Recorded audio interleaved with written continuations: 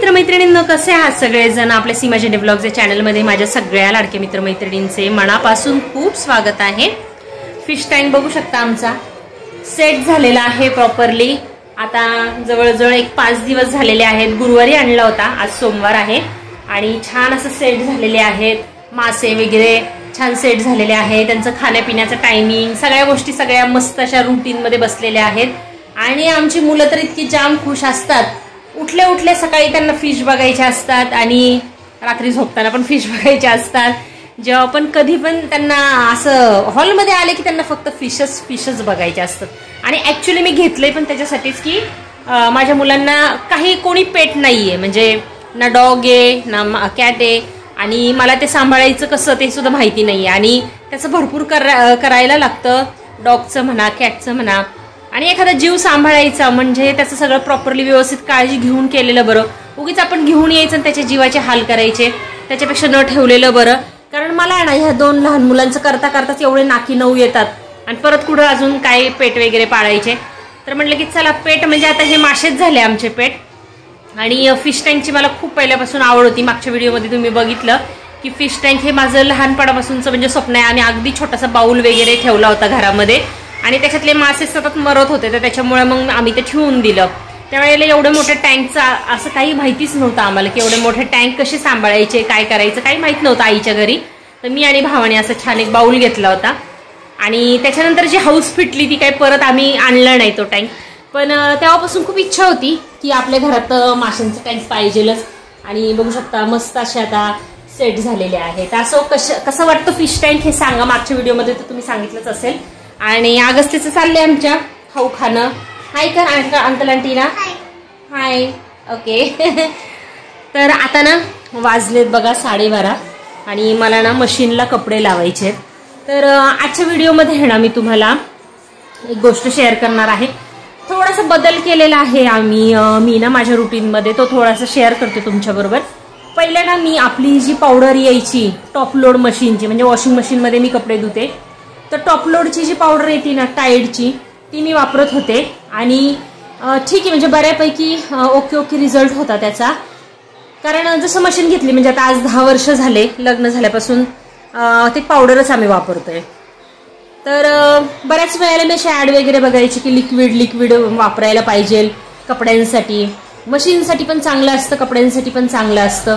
तर म्हणलं की काय घ्यावं का नाही, म्हणजे नाही का असं विचार होता माझा।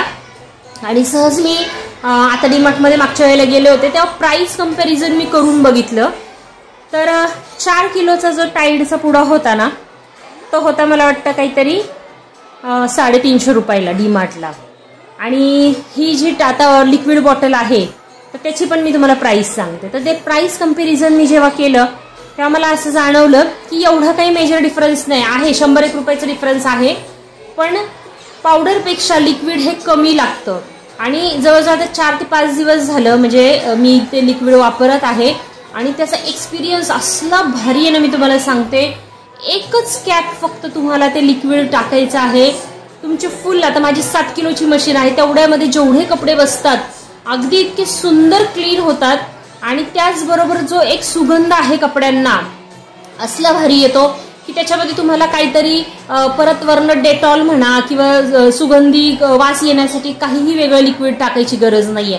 तर मी पहिलं तसंच करत होते, टाईड पावडर वापरायची टाईडची आणि एक राऊंड झालं मशीननी वॉश वगैरे करून झालं की सेकंड राऊंड पाणी भरलं की मग नंतर मी ते जे वास येणारं जे लिक्विड असतं सुगंधी लिक्विड ते मी त्याच्यामध्ये टाकायचे।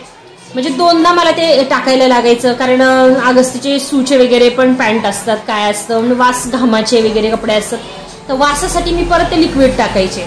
तर आता मी तुम्हाला सांगते माझ्या दोन्ही गोष्टींचं काम जे आहे ना ते एकच लिक्विड करत आहे। तर ते मी तुम्हाला आता दाखवते, मशीन जवळ घेऊन जाते मी तुम्हाला आणि तुम्हाला दाखवते। तर बहुतेक माझा जो एक्सपिरियन्स आहे ना तो तुम्हाला नक्की उपयोगाला पडेल। बहुतेक नाही, मला कन्फर्म आहे की तो तुम्हाला नक्की उपयोगाला पडेल, कारण अशा उपयोगी गोष्टीच मी तुम्हाला सांगत असते।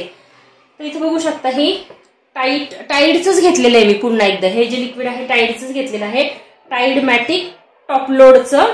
बघू शकता तुम्ही 3 लिटरचं आहे, 3.2 लिटरचं आहे हे।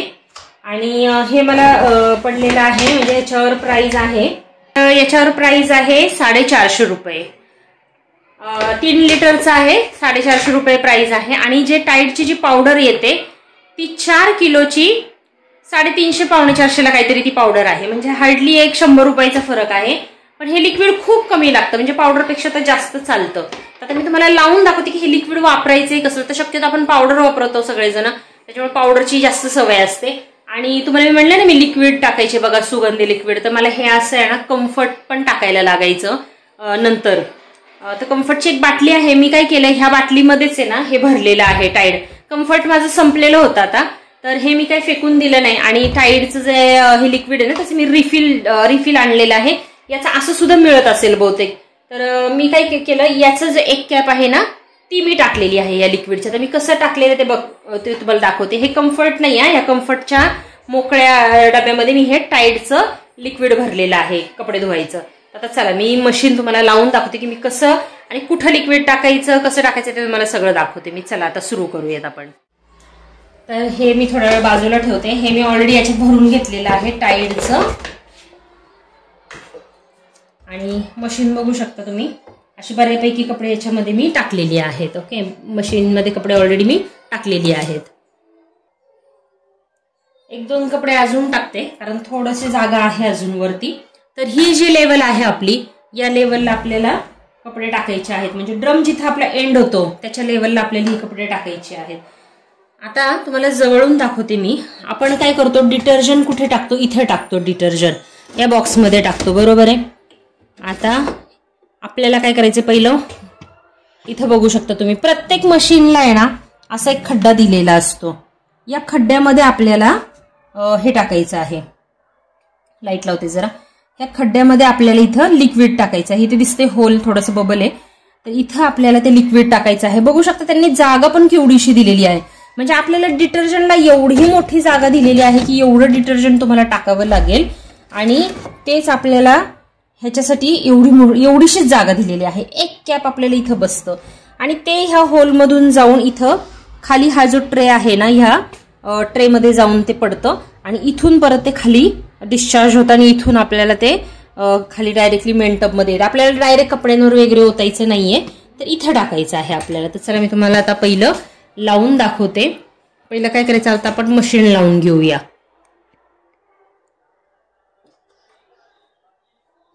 ते बंद करते मी आणि पहिलं मशीन चालू करूया आपण. जो नॉर्मल मोड असतो ना माझा, तो रेग्युलर मोड जो आहे त्याला मी ऑन करून घेतलेला आहे. पाणी भरायला सुरुवात होईल आता. तर आता एकदा पाणी यायला सुरुवात झाली ना, मशीनचा ड्रम हलायचा बंद झाला की आता उघडायचं आहे आपल्याला. आणि आता आपल्याला याच्यामध्ये हे जे मी टाईडचं जे लिक्विड मी तुम्हाला सांगितलं ते एक कॅप मी इथं घेत आहे. एक कॅपला पण थोडंसं कमीच लागतं, ही कॅप भरपूर मोठी आहे. आणि आता ही जी स्पेस मी तुम्हाला दाखवली ना, मी ते तिथे टाकत आहे बघा. बघा तिथं तर ते पूर्ण उरतं. हे बघा आता मी तिथे सगळं ते एक कॅप टाकून दिलेलं आहे. सगळं खाली गेलं बघा, खालच्या ट्रेमध्ये ते जमा झालेलं आहे. आता जसं हळूहळू हा ड्रम आपला फिरेल, पाणी आपल्या याच्यामध्ये जाईल ना, तसं तसं ते लिक्विड जे आहे ते तिथून खाली उतरणार आहे. तर चला आता हे काच आपण लावून घेऊया. आणि आता हे जे लिक्विड आहे याच्यामध्ये उतरून आपलं पूर्ण असे कपडे छान असे क्लीन निघणार आहेत.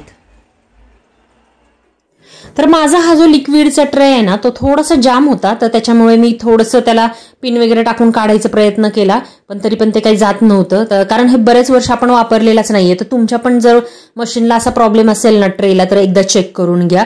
तर अशा प्रकारे ना लिक्विडने आपले कपडे कसे धुवायचे हे आज आपण आजच्या व्हिडिओमध्ये बघितलं.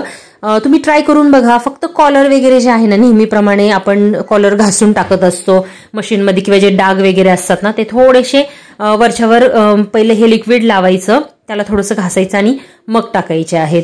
तर खूप मस्त असा रिझल्ट मला मिळालेला आहे. आणि वाळल्यानंतर कपड्यांना सुगंध इतका सुंदर येतो ह्या लिक्विडने की काही सांगू नका. नक्की एकदा ट्राय करा. तर हे कुठले प्रोडक्टचं प्रमोशन वगैरे नाहीये, फक्त सांगायचं एवढंच आहे की मी वापरून बघितलं, मला फायदा झाला. तर मला ज्या फायद्याच्या गोष्टी होतात त्या मी तुमच्याशी नक्की शेअर करत असते. आणि इन्फॉर्मेटिव्ह गोष्टी सुद्धा मी तुमच्याशी नक्की शेअर करत असते. तर त्याच्यामुळे म्हणलं की चला मी आठवडाभर वापरून बघितलं, 2-3 वेळा कपडे धुवून बघितले, खूप छान रिझल्ट होता. म्हणलं की चला माझ्या सगळ्या मैत्रिणींशी शेअर करावं. आणि दुसरा ह्याचा फायदा असा होतो की प्रत्येक वेळेला नाही कसं पावडर लवकर डिझॉल्व्ह होत नाही किंवा वितळत नाही, पावडर जे आहे विरघळत नाही. तर पाण्यामध्ये न विरघळल्यामुळे जो ड्रम आहे आतला त्याच्या मागच्या बाजूला ते पावडरची अशी परत किंवा एक लेअर असं साठत जातो आणि त्याच्यामुळे आपला ड्रम जो आहे ना हा लवकर जाम होतो किंवा आपल्या मशीनची लाईफ जी आहे ना ही कमी होत जाते. म्हणजे भले आपण जो ड्रम क्लिनिंग वगैरे करत राहतो त्याने काय आपल्या मशीनचं लाईफ असं वाढत नाही, उलट कमी होत जातं. आणि ड्रम क्लिनिंगनी फायदे होतात की आपले जे काही प्रॉब्लेम वगैरे असतात ते निघून जातात. त्याच्या आत अडकलेले ड्रमच्या मागच्या बाजूला अडकलेली सगळी घाण वगैरे निघून जाते. तर ड्रम क्लिनिंग महिन्यातून एकदा तर मी तर करते, पण मला असं वाटतं लिक्विडने आहे ना खूप जास्त फरक पडणार, कारण त्याच्यामध्ये अडकण्यासारखं काहीच नाहीये. म्हणजे पावडरचा जो परत एक जमतो तसं लिक्विडने काही नाही. लिक्विड कधी त्याच्यामध्ये मिसळून जाईल, विरघळून जाईल हे आपल्याला समजणार पण नाही. त्याच्यामुळे लिक्विडचा जास्त फायदा आहे. थोडंसं एक 50-1 रुपयाचा फरक जरी पडत असला तरी मला वाटतं कपड्यांसाठी खूप बेस्ट आहे. आणि मी अजून एक असा फायदा त्याचा ऐकलेला आहे, आता त्याचं मला काही लगेच रिझल्ट जाणवणार नाही, थोडे दिवस वापरल्यानंतर कळेल की कपड्यांची जी क्वालिटी आहे ना ती सुद्धा खराब होत नाही. जे पावडरने असे धब्बे पडतात ना कपड्यांवर, माझ्या कपड्यांवर नेहमी पडतात. सानवीचा ड्रेस आहे ना शाळेचा असा कडक कापडाचा आहे, जाड कापड आहे, तर त्याच्यावर तर नेहमी पावडरचे धब्बे पडतात. मला ते नंतर अशा ओल्या कापडाने पुसून घ्यावे लागतात किंवा डायरेक्टली नळाखाली मी तेवढा पार्ट आहे ना तो धुवून घेते आणि मग इस्त्री करते. तर अशा प्रकारचे जे प्रॉब्लेम आहे ना, म्हणजे पावडरचे असे पॅच वगैरे उठणे, हे सगळे जे प्रॉब्लेम आहेत ना हे लिक्विडने ना होत नाही. तर आता आणि क्वालिटी पण कलर वगैरे आहे ना लवकर जात नाही किंवा आपला क्वालिटी आहे ना मेंटेन राहते, कपड्यांची कलर मेंटेन राहतो. तर असे सगळे फायदे लिक्विडचे आहे. तर म्हणलं चला तुमच्याशी शेअर करू. आणि आता मी ते कसं वापरायचं हे पण मी तुम्हाला दाखवलेलं आहे. तर त्याच्यामुळे जर तुम्ही पावडर वापरत असाल तर तुम्ही बघा, तुम्हाला जर परवडत असेल तर लिक्विड तुम्ही वापरायला सुरुवात करा. आणि जर टॉप लोड आणि फ्रंट लोड याच्या प्रत्येकीच्या पावडर वेगळ्या असतात. टॉप लोडची जी पावडर असते ना ही थोडीशी जाड असते आणि फ्रंट लोडची थोडीशी पातळ असते, असं मी ऐकण्यात आले. मी काही फ्रंट लोडच्या मशीनचा अजून अनुभव घेतलेला नाही, कारण माझी टॉप लोड आहे. तर दोन्हीचे पावडर पण वेगळ्या असतात. तर त्याच्यामुळे जर तुम्ही पावडर वापरत असाल तर पर्टिक्युलर तुमची जी मशीन आहे टॉप लोड किंवा फ्रंट लोड त्या हिशोबाने तुम्ही पावडर वापरा, नाहीतर आपलं सरळ लिक्विड वापरा. लिक्विड खरंच खूप बेस्ट आहे आणि सुगंध पण खूप छान येतो. तर चला, आजचा व्हिडिओ जर तुम्हाला इन्फॉर्मेटिव्ह वाटला असेल तर मला नक्की कमेंट करून कळवा. आणि आपल्या ह्या चॅनलवरचे येणारे प्रत्येक व्हिडिओ आठवणीने बघा. त्याच्यासाठी ना बेल आयकॉन दाबा. बेल आयकॉन दाबलं ना की येणारे प्रत्येक व्हिडिओचं नोटिफिकेशन तुमच्यापर्यंत पोहोचेल आणि तुम्ही आरामात व्हिडिओ बघू शकताल. आणि यस, चॅनलला सबस्क्राईब करायला विसरू नका. अगस्त्या, अंकल आंटींना बाय कर म्हण. लाईक करा, सबस्क्राईब करा. किती छान बोबडं बोलते माझं बाळ. आणि हे बघू शकता नक्षीकाम भिंतीवर, काय नक्षीकाम करून ठेवलंय. हे फक्त अगस्त्याचंच नाही आहे काम, हे सानवीचं पण काम आहे. सानवीला माहिती आहे आता भिंती अशा तशा खराबच झालेल्या आहे, तर ती पण मॅडम हात धुवून घेते. आपली सगळीकडे भिंती सगळ्या माझ्या खराब करून ठेवल्या. बघा इथं सुद्धा टेबल अभ्यास करायला बसती, इथं पण भिंती खराब करून ठेवलेल्या आहे. रंगाचं बघू आता, लवकर काढणार नाहीये, कारण हे दोन्ही नमुने असे आहेत ना की किती पण कलर मारला तरी परत एकदा त्याच्यावर रेघा मारायला बसलेत. तर असं असेल आजचा व्हिडिओ, मी इथेच एंड करते. काळजी घ्या, बाय.